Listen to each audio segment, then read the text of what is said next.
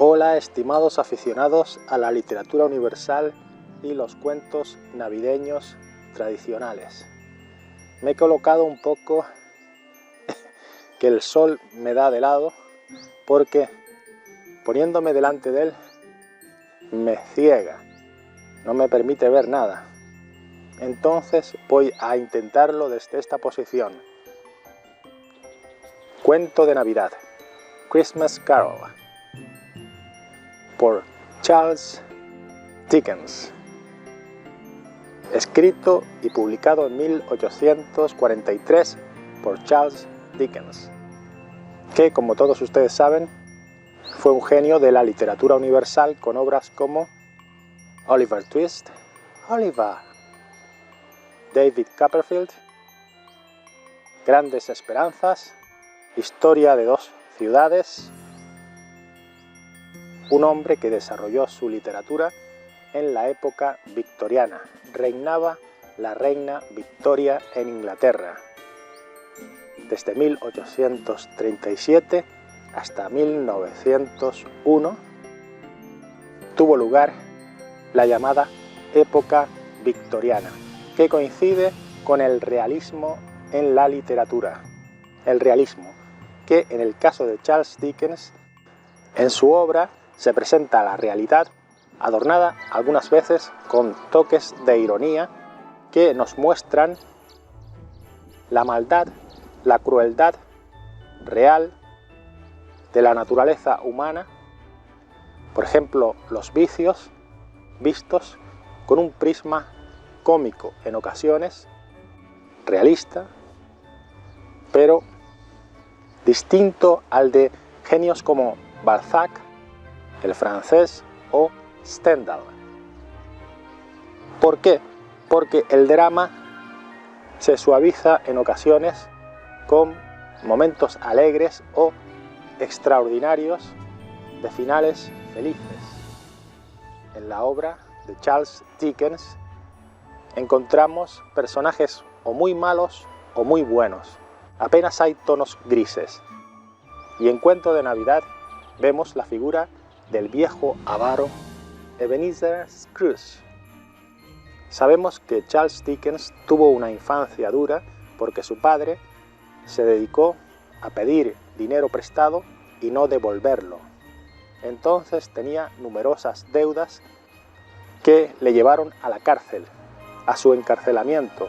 Parte de la familia se fue con él a la cárcel, prácticamente a hacer vida con él en la cárcel, mientras que el hijo, Charles Dickens, con la edad de 12 años, tuvo que entrar a trabajar a una fábrica de betún, más de 10 horas diarias, sufriendo penalidades de todo tipo.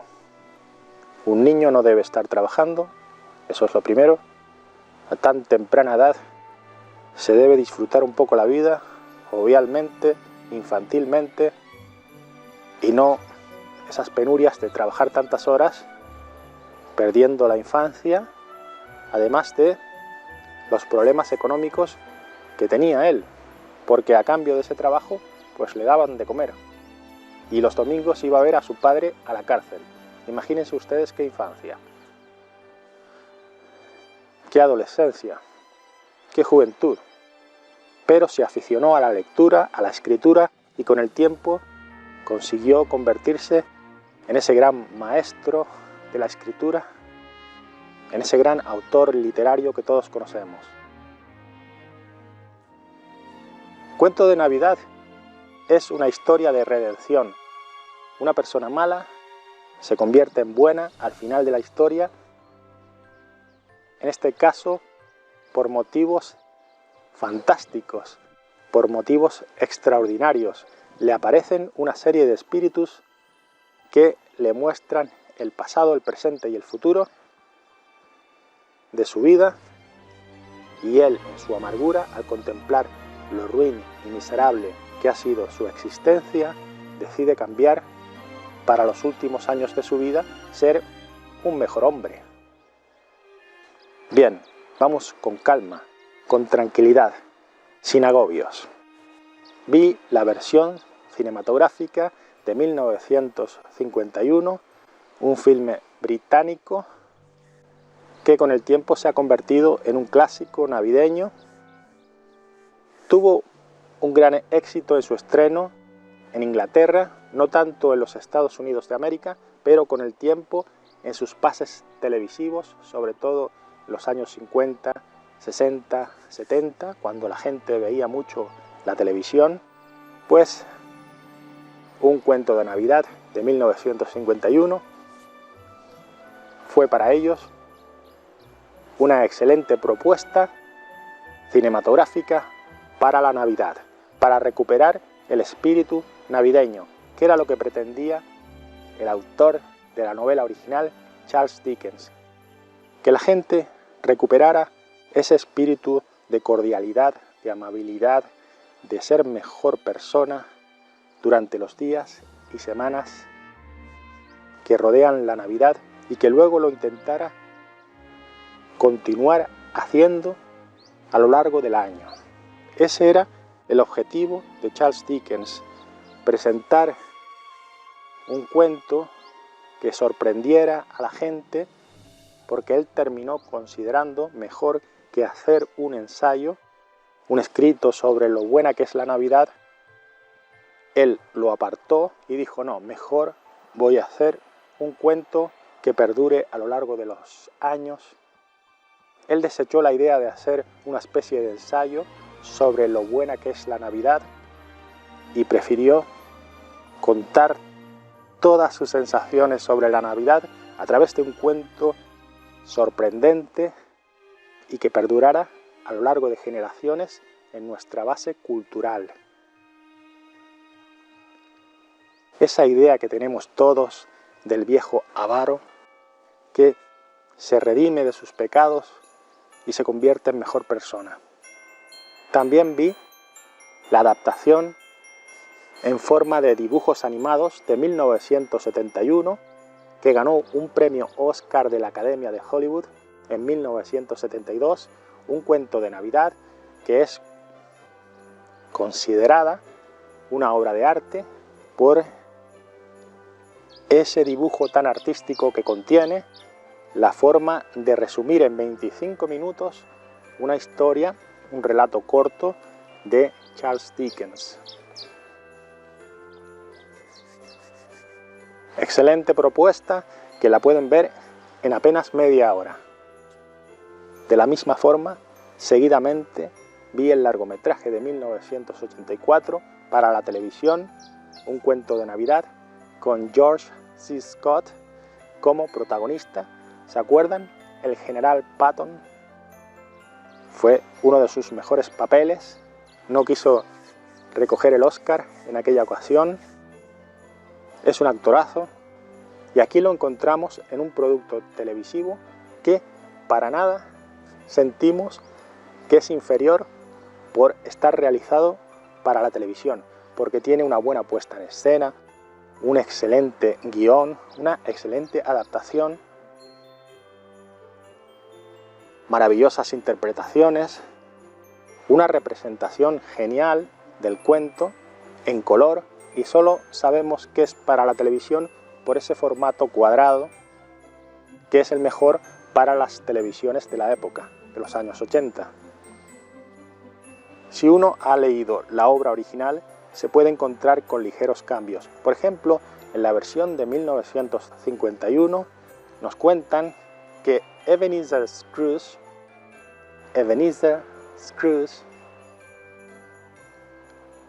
tuvo una madre que murió en su parto y también tuvo una hermana que murió dando a luz a su sobrino. En el relato original no sabemos la causa por la que muere su hermana,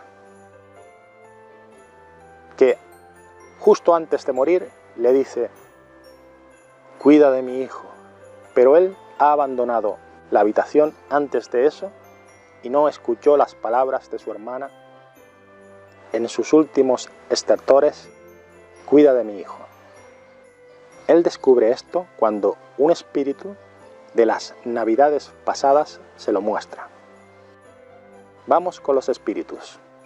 El día de Navidad, aquel en el que Scrooge se pasa todo el rato diciendo que la Navidad no vale para nada, que son paparruchas, en el original dice humbug, humbug, palabras de charlatán o cosas de charlatán, tonterías, paparruchas, humbug.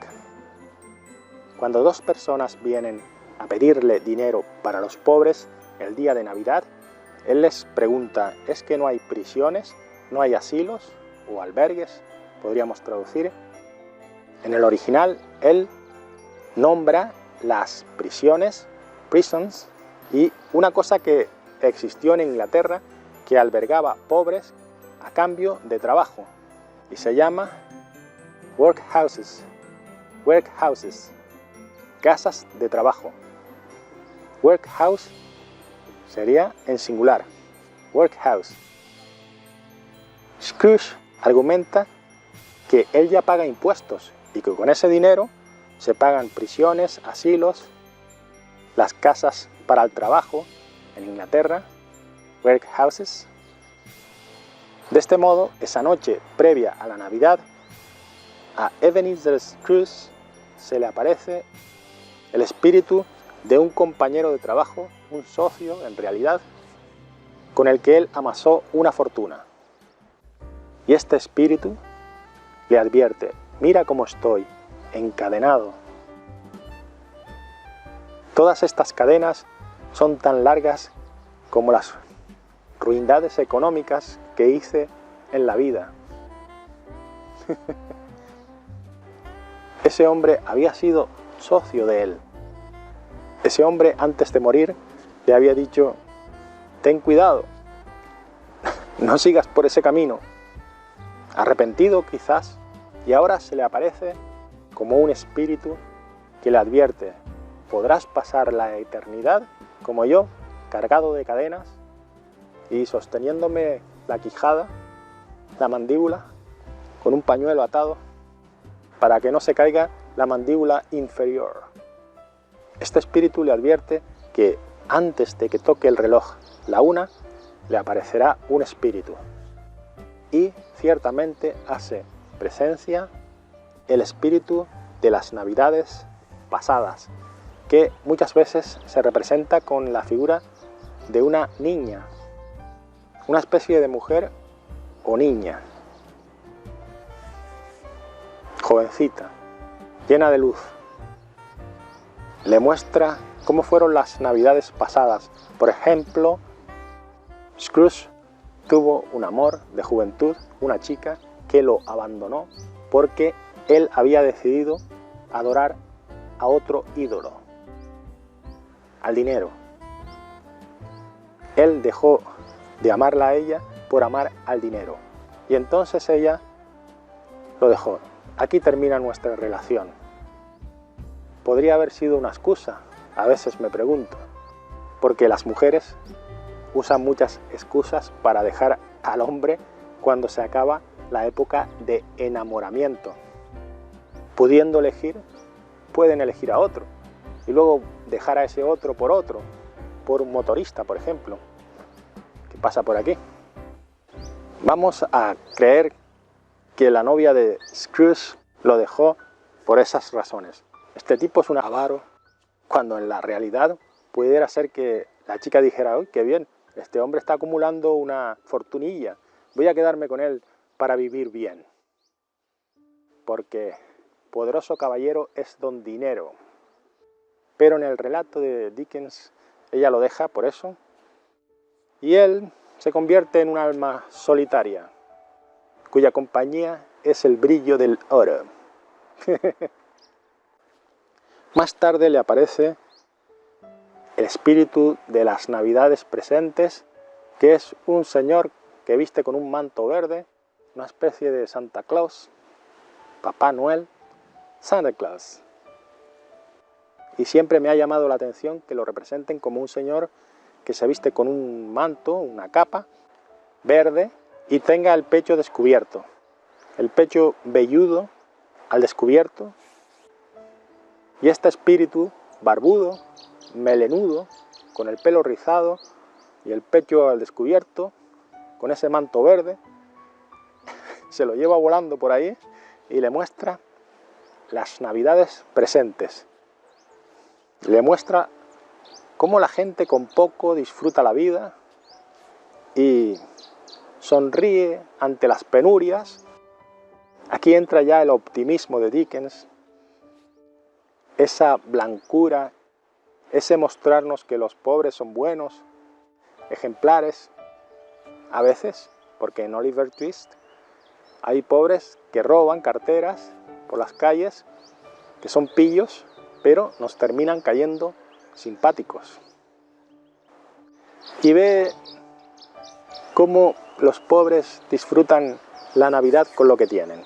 También contempla al pequeño Tim, Tiny Tim, en el original, que es un niño que va con un bastoncito, cuyo padre trabaja para Scrooge en su oficina, y él lo tiene medio esclavizado en la oficina, le paga poco, no deja que utilice mucho carbón para calentarse.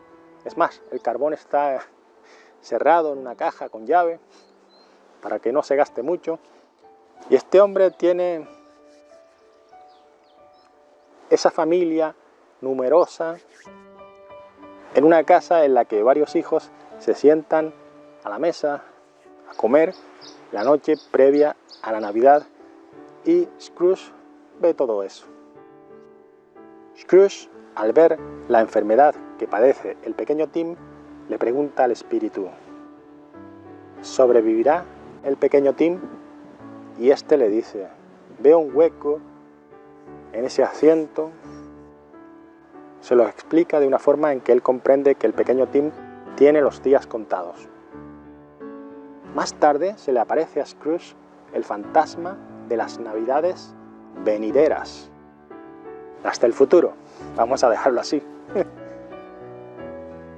Y ahí es cuando Scrooge se da cuenta de lo terrible que ha sido su vida y las consecuencias que tendrá todo ese mal que ha realizado a lo largo de su vida. Ese es el espíritu que Scrooge manifiesta abiertamente, teme más. El tercer espíritu tiene una forma que nos recuerda a la parca, la muerte. No le vemos su rostro y señala las cosas con una mano de dedos huesudos. La tumba de Scrooge, Ebenezer Scrooge. Allí, delante de él, la fría lápida. La fría lápida. Scrooge escucha voces que hablan de él como si fuera un miserable, que es lo que fue, diciendo que asistirán a su funeral si se reparte comida, claro está. Scrooge se da cuenta de que nadie lo quiere, nadie lo respeta y grita: por favor, devuélvanme a la vida, déjenme una segunda oportunidad. Hay una versión de 1992 con los teleñecos, realizada por el hijo de Jim Henson, con lo que aquí llamamos teleñecos, que en el original son Muppets. Esos muñequitos simpáticos que conocimos en Sesame Street, Barrio Sésamo en España, Plaza Sésamo en Hispanoamérica, que continuaron en el show de los teleñecos, The Muppet Show, el show de los teleñecos. Recuerdo yo que lo llamábamos en España. Y ahí aparece un excelente Michael Caine. Michael Caine interpretó aquello como si estuviera con los mejores actores del mundo.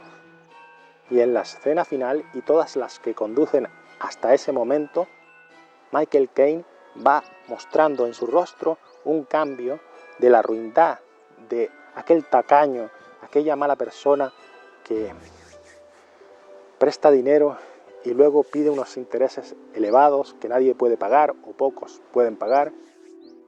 Vemos a través del rostro y los gestos de Michael Caine ese cambio que se produce en el personaje de una persona avara, ruin, que desprecia a los demás, que solamente vive por el dinero y para el dinero.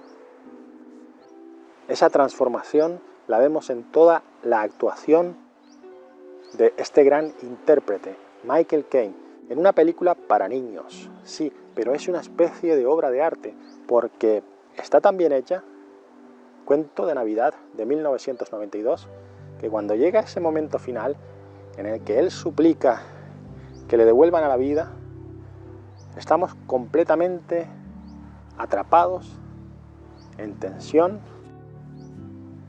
deseando que ese señor tenga una segunda oportunidad, porque el personaje lo ha desarrollado de una manera tan magistral Michael Caine que nos ha atrapado por completo. Nos lo creemos todo, incluso en ese musical con muñequitos interpretando personajes y haciéndonos sonreír aquí y allá, con las gracietas, las simpáticas gracias que tienen estos entrañables muñequitos. Los teleñecos, los llamamos en España The Muppets. The Muppets.